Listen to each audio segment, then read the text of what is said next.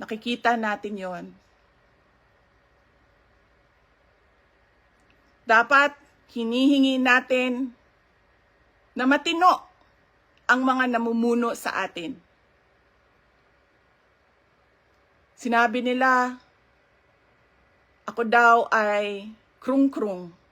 Ako daw ay baliw. Ako daw ay wala sa tamang pag-iisip. Ano bang sabi ko sa inyong lahat? Psychological test, kahit ano yan, neuropsychiatric test, kahit anong pang test yan. Gagawin ko yan. Dagdagan ko pa ng drug test. Pero dapat magpa-drug test ang lahat ng mga nagtatrabaho sa Office of the President, sa Office of the Vice President, sa lahat ng opisina ng Senado, sa lahat ng opisina ng House of Representatives, sa lahat ng departamento ng ating bayan, ng ating pamahalaan. 'Di ba? Ano pang test ang gusto niyong idagdag ko?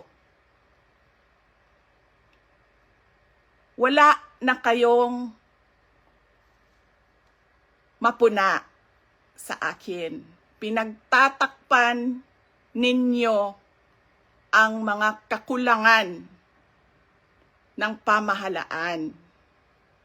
Ako ang ginagawa ninyong punching bag para hindi napapansin, nakikita, naririnig ng mga tao ang kalokohan, ang korupsyon, at ang katiwalian na ginagawa sa gobyerno.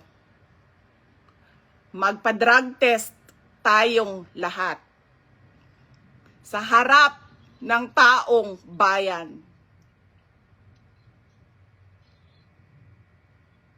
Dalawa lang yan, mga kababayan.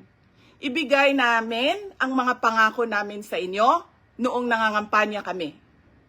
At papakita namin sa inyo na matino kami. Magpapadrug test kaming lahat.